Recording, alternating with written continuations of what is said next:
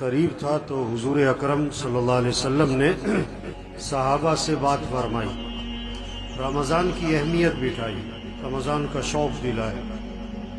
اب رمضان کی آمد ہے، 7 باتیں بتائی حضرت محمد صلی اللہ علیہ وسلم نے صحابہ کو رمضان سے متعلق 7 باتیں بتائی۔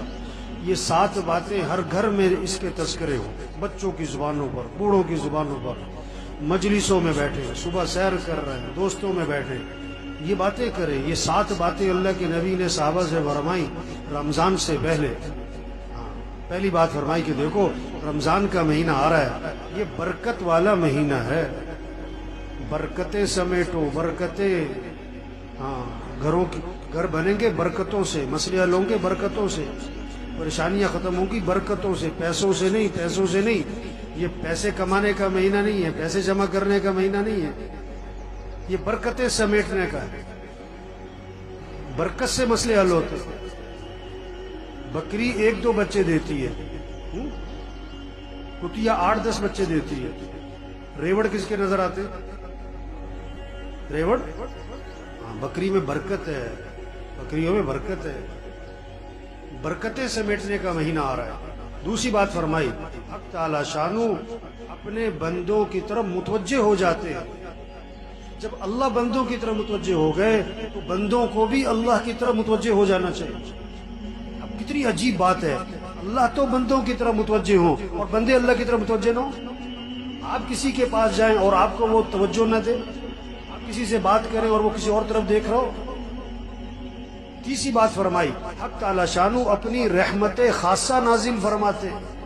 عام رحمتیں پورے سال ہیں، رمضان میں خاص رحمتیں نازل ہو رہی ہیں، خاص رحمتیں، ان رحمتوں سے اپنا اپنا حصہ لے لو، اپنا حصہ لے لو، اپنا حصہ لے لو۔ بھائی نہر میں پانی ہوتا ہے، ہر آدمی اپنے برتن کے حساب سے پانی بھر لیتا ہے۔ جس کا چھوٹا برتن ہوتا ہے پانی بھی تھوڑا ملتا ہے، جس کا برتن کا ڈھکن بند ہوتا ہے اسے قطرہ بھی نہیں ملتا ہے۔ رحمتیں ہیں اللہ کی خاص رمضان میں، اپنا حصہ لو اس سے۔ چوتھی بات فرمائی حق تعالی شانو بندوں کی خطاؤں کو معاف فرماتے۔ انسان سے بڑی غلطیاں ہیں، کمیاں، کوتاہیاں، کہیں دیکھنے میں، کہیں بولنے میں، کہیں سننے میں، کہیں کمانے میں، کہیں خرچ کرنے میں غلطیاں ہو رہی ہیں۔ اللہ معاف کرنے والے ہیں۔ رمضان کا مہینہ کس لیے؟ معافی مانگو، معافی مانگو، معافی مانگو اللہ سے، اللہ معاف کر دے گا۔ یہ معافی مانگنے کا مہینہ، اس لیے شب قدر میں کیا دعا سکھائی؟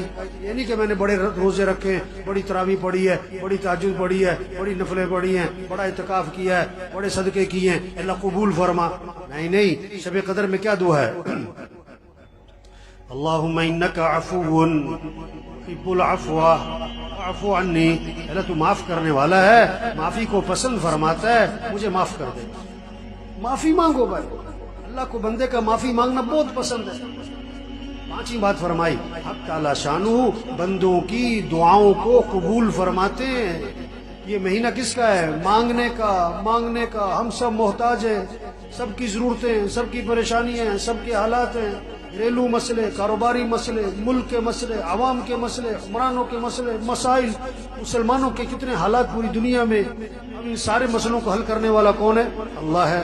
خوشیاں دینے والا اللہ ہے، پریشانیوں سے بچانے والا اللہ ہے، آئی مصیبتوں کو سے نکالنے والا اللہ ہے۔ تو کس سے مانگو؟ سحری کا وقت کس لیے ہے؟ مانگو اللہ سے، مانگو اللہ سے۔ افطاری کا وقت کس لیے ہے؟ مانگو اللہ سے۔ یہ افطار پارٹیاں نہیں ہونی چاہیے، یہ سب 2 نمبری ہے، کوئی افطار پارٹیاں نہیں بھائی۔ افطاری کرواؤ کن کو؟ جنہیں کوئی نہیں کھلاتا، اور عزت سے کھلاؤ، لائن میں لگوا کے نہیں، سڑکوں پہ جمع کر کے نہیں، عزت سے کھلاؤ لوگوں کو، جنہیں کوئی نہیں کھلاتا، جن کے گھر میں کھانے کو نہیں ہے، عزت سے گھروں میں راشن پہنچاؤ اور اپنی سعادت سمجھ کے پہنچاؤ، اور ان کا احسان سمجھو کہ آپ سے لے لیا، اپنا احسان سمجھ کے نہیں، یہ کہہ کر نہیں کہ تو نامی ہوئے، نہیں، عزت سے دو لوگوں کو۔ یہ افطار پارٹیوں کا مہینہ نہیں ہے تو عدلے کے بدلے ہو رہے ہوتے ہیں، اس نے افطاری کی میں بھی افطاری کراؤں، اس نے یہ بنایا تھا میں بھی بناؤں، نہیں۔ افطاری کا وقت کس لیے؟ مانگو اللہ سے، ہر گھر میں فضا بنے، مستورات کو سمجھاؤ۔ ابھی افطاری جو ہے نا، عصر سے پہلے کر لو جو کرنا ہے، عصر کے بعد قرآن پڑھو، ذکر کرو. افطاری سے 15-20 منٹ پہلے سب دسترخوان بیٹھ کے دعا مانگو, دعا مانگو, اللہ سے مانگو. اللہ خوش ہوتے ہیں. دست اٹھانے والے فرشتوں سے اللہ فرماتے ہیں جب رمضان کا مہینہ شروع ہوتا ہے کہ اپنی اپنی عبادت چھوڑ دو, اب تمہارا ایک ہی کام ہے کہ روزے داروں کی دعاؤں پر آمین کہتے رہو. یہ مانگنے کا مہینہ آ رہا ہے, مانگو اللہ سے, مانگو اللہ سے. ایک اللہ کی ذات ہے جس سے مانگو تو خوش ہوتا ہے, نہ مانگو تو ناراض ہو. خزانے بھرے پڑے, وہ سخی ہے, وہ کریم ہے, وہ جواد ہے. چھٹی بات فرمائی, حق تعالی شانہ فرشتوں کے سامنے فخر فرماتے ہیں, دیکھو میرے بندے دن میں روزہ رکھتے ہیں, رات کو میرے سامنے قیام کرتے ہیں, رکوع کرتے ہیں, سجدے کرتے ہیں, میرے سامنے ہاتھ پھیلاتے ہیں. گرمی ہے روزہ رکھا ہوا ہے, اور دن لمبا ہے روزہ رکھا ہوا ہے, بھوک لگی ہوئی ہے روزہ رکھا ہوا ہے, کھانا سامنے پانی سامنے نہیں پیتا ہے, کوئی دیکھ نہیں رہا, میرا ڈر ہے. اللہ بندوں فرشتوں کے سامنے فخر فرماتے ہیں, دیکھو میرے بندے روزے رکھ رہے ہیں, میرے سامنے رات کو قیام کرتے ہیں. ساتویں بات فرمائی, حق تعالی شانہ تمہارے تنافس کو دیکھتے ہیں رمضان میں, نیکیوں میں ایک دوسرے سے آگے بڑھنا. یہ کہتے ہیں نا سیزن آ رہا ہے, تو دین داروں کا, ایمان والوں کا رمضان کیا آ رہا ہے؟ یہ نیکیوں کا سیزن, قرآن کا سیزن. یہ رمضان اور قرآن اس کی خاص مناسبت ہے. جبریل علیہ السلام رمضان شریف میں آتے تھے حضور صلی اللہ علیہ وسلم کے پاس, اور قرآن کا دور فرماتے تھے. ہمارے گھروں میں فضا بنے, بچے بچیاں مقابلہ ہو, اتنے سپارے پڑھے میں اتنے پڑھوں, اتنے نفل پڑھے میں اتنے پڑھوں, اس نے اتنی تسبیح کری میں اتنی تسبیح کروں. یہ رمضان تنافس, نیکیوں میں ایک دوسرے سے آگے بڑھو. یہ پیسے کمانے کا نہیں, یہ بازاروں کا نہیں, یہ موبائل کا نہیں. یہ رمضان کے مہینے میں موبائل بند کرو, موبائل بند کریں, ٹی وی بند کریں, ٹی وی بند کریں. ٹی وی کا نہیں ہے, موبائل کا نہیں ہے, سیر سپاٹوں کا نہیں ہے, کھیل تماشوں کا نہیں ہے, فنکشنوں کا, تقریبات کا نہیں ہے, افطار پارٹیوں کا نہیں ہے. یہ اعمال کا مہینہ, اعمال کا مہینہ.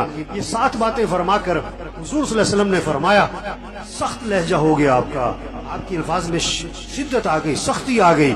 آپ نے فرمایا بد نصیب ہے وہ شخص, بد نصیب ہے وہ شخص جو اس مہینے میں بھی اللہ کی رحمت سے محروم رہ جائے.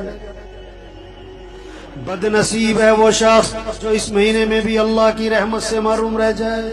رمضان جیسا مہینہ آیا اپنی برکتوں سمیت, اپنی خیروں سمیت, اپنی رحمتوں سمیت, اور اس نے اس سے کوئی فائدہ نہ اٹھایا, اور رمضان میں بھی اس کی زندگی میں تبدیلی نہ آئی. اس نے رمضان میں بھی گناہوں کو نہ چھوڑا, اس نے رمضان میں بھی برائیوں کو نہ چھوڑا, رمضان میں بھی مسیح میں نظر نہ آیا, رمضان میں بھی جھوٹ نہ چھوڑا, رمضان میں بھی بے حیا برائی کو اور ماں باپ کی نافرمانی کو نہ چھوڑا. بھائی بڑا قیمتی مہینہ آ رہا ہے, اور پتہ نہیں کس کس کا آخری مہینہ ہے, پتہ نہیں کس کس کا آخری رمضان ہے. کتنے پچھلے رمضان میں تھے, اس رمضان میں نہیں ہوں گے, اور کتنے اس رمضان میں ہوں گے, اور اگلے رمضان میں پتہ نہیں کس کا آخری ہے. رمضان اگلے سال بھی آئے گا, ہم ہوں گے کہ نہیں یہ کوئی پتہ نہیں ہے, یہ کوئی پتہ نہیں ہے, یہ کوئی پتہ نہیں ہے.